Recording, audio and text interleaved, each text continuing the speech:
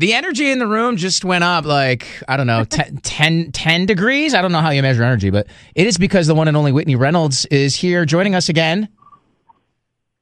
Hello. It is so great to be with you. Believe it or not, Brady, I am coming live to you from downtown Chicago. I don't know if you can hear all the happening. It finally feels good to be back, kind of getting in the groove of everything post-COVID. And I have to tell you, it is so exhilarating to bring another Whitney's Women to us. And today, Humble Designs and Julie is really changing how we face these COVID times. You know, I just said that it seems like life is getting back to normal, but Julie is helping achieve that for all sorts of people that are trying to get placement in homes. So, Julie, welcome to Whitney's Women. Thank you. I'm so excited to be here. Yes, I'm so excited you are here. So tell us a little bit about Humble Design. So Humble Design started in Detroit, and then we opened in 2009. We opened here, our first in Chicago in 2017. And our mission is to work with families, individuals, and veterans who are exiting a homeless scenario and getting housed. But, you know, the number one challenge that all these families and veterans say that they have is filling that house. Is getting a bed, is getting a couch to sit on. If you think about all the things in your house and how many dollar bills that adds up to, and if you're struggling to pay rent, how are you going to save up for that couch? How are you going to save up for that bed? So what we do is we collect donated items from the community and from corporations like CB2 and Aldi's and Article, and we then have designers on staff, and we work with these families and veterans securing housing, and we design their homes, and we bring an entire truckload. They go from empty to fully furnished within a week. We go visit them once, and then we come back with a full load of spoons and knives and forks and artwork and rugs and toys and books, everything you need to make a house a home. And the thing that, Whitney, that is most exciting is we know it has a major impact on stability. Oh, yeah. Well, that's what I was going to say is, like, even I'm thinking back to when my husband and I bought our home. It was crazy because we moved into this house and we said, okay, now how do we actually make this a home? And you get into a space, and in order to create that environment, it does take a lot of work, and it does take a lot of, like, you know, extras. And it's so cool that you guys figured out that this is how we get people to stay. This is how we help people feel at home in this new house. What was it that triggered kind of that thought process for y'all? Well, for Chicago, there was a family in our kids' school, my friend Kristen and I, that had gotten Section 8 housing. And then she figured out she had nothing. She had no pots, no pans, no towels, no sheets, nothing to put in it. And the school community gathered around her, and we all donated things, and we pulled it together. And we were like, this is crazy. You know this is happening for multiple people, and there's stuff in the alleys all the time. And it's not that we go collect things in the alleys, but we have a 40,000 square foot warehouse donated by U-Haul full of, you know, people are redoing their houses, and they say, I don't need this couch anymore. Well, there's somebody who could use it. And that impact, that stability I mentioned, Whitney, 99% of our families are still housed a year after we service them. The national rate, people fall back into homelessness about 50% within a year. And we're 99% of our family. And so, you know, it seems like it's just a couch or a table. But like one of the people who've been donating to us, Kristen Malone, she's been doing artwork and things like that. She's a brilliant artist. She said she went into she was a teacher, and she went to do a home visit, and they were sitting on the floor eating off of election signs. Wow. Because they couldn't afford plates and you know, that's the reality. And Julie, you've helped us recognize that.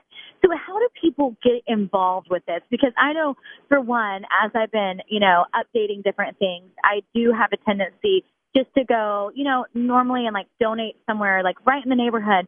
But I don't really know the person that might go back and rebuy this from the resale shop, even though it goes back to a nonprofit. How do we get involved with yours? Like, how do we make this impact for the veterans? How do we do this for the women that are undergoing domestic abuse and trying to get out on their own? How do we get involved? So there are a couple ways you can do that. One, we are actually having volunteers come in. With COVID, we had to revamp everything about how we do everything. Because normally what we do is we go into the homes, we have the designers interview and measure, and then we come back and we install everything. But there's just too much risk going in and out of that many homes. So what we've turned into, we were doing 2 homes a week. We're now doing 4 homes a week because we're doing curbside drops. So we pack together boxes with everything, with notes and special things for them, for the families. And so we've been able to double the number of families we're helping in this period. I tell you, there's been a lot of ups and downs going on with Corona and COVID. But I think what you just said even is like with every, hurdle, there is, a way that we're kind of transforming or we're pivoting. So you are doing a drop off on the corner now or on the, outside, but you're able to impact twice as many if you're doing the math like I am. Like that's 4 homes. So people can get involved. And so how people can get involved, they can come. We do have people coming into the warehouse. We have volunteer times in the warehouse, and you can check that out online, humbledesign.org, and sign up for volunteer slots that you can help pull for those families. Like next week, we're actually going to transform 3 Habitat for Humanity homes. I'm excited about that. And then the week after, we have a family that lost everything in a fire recently. So they lost everything. It's incredible because when you do, it sounds superficial, like, whenever you think that like, oh, it's not just the stuff inside the home, it's really the people. But when you think about it, and I challenge the listeners right now to think about like what makes their house a home, they're probably thinking about the tangible, maybe couch they sit on or, that lamp that was, the special lamp. And that's the thing is like you're making it happen for them. You're giving them that connection they need to call this place home.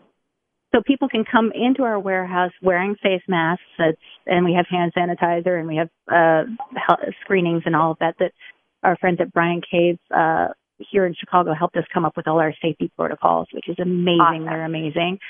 But then they can help pull for those families that we're servicing. So it's help select books for them. Help, like with the family that we dropped off to this morning, a family of 4 kids. The mom asked, "Can you get me some books and some educational materials so that I can help my kids keep learning through the summer?"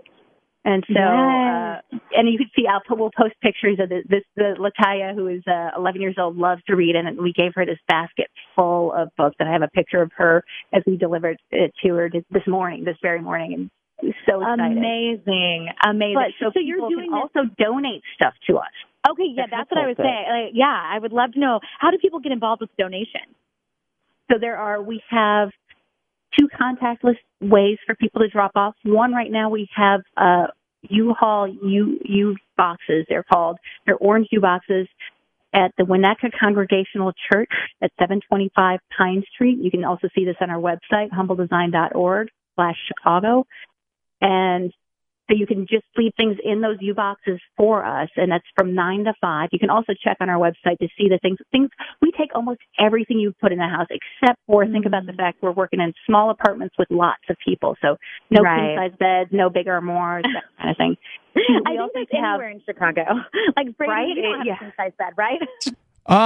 Surprisingly, I managed to work in a king size bed, but there's no room for me to walk. Oh my! You crawl across into this. I open the door and I belly flop onto my bed. That is how I do it.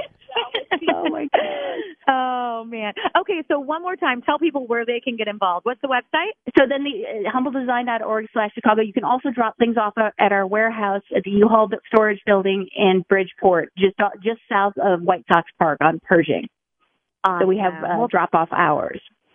Julie, you are truly amazing in this season and I have to say, like, we all have to kind of be flexible. It's a new learning curve. It's kind of, even that I'm coming to you from an outdoor area. I mean, we're all learning right now, and we're making it work. And I have to say, I champion you for being that in this space that's so needed, because just because we're all in transition right now with trying to understand where we go doesn't mean that the normal problems of the world stop.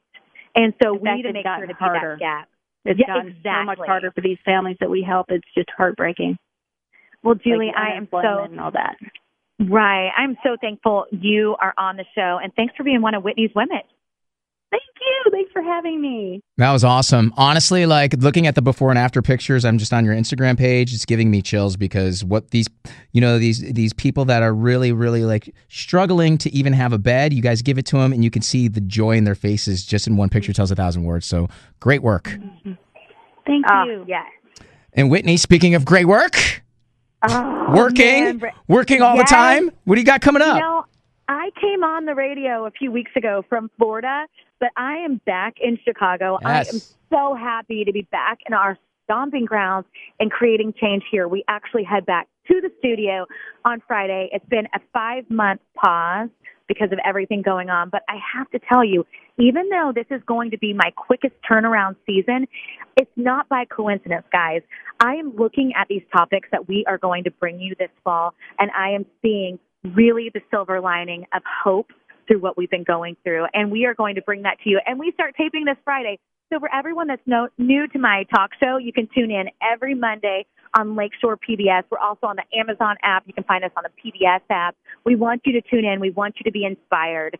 And I have to say, get ready for the fall. Buckle up in a good way, guys, because there is a ton of hope out there. We just have to look a little harder to see it. So it's wonderful to be on. I'm so grateful to bring great women. And you can always follow us at Whitney_Reynolds on Instagram. Love it. You are just a ball full of positivity that we need. So keep up the good work, okay? We'll talk to you next time. We love you, Brady. Okay, thank you.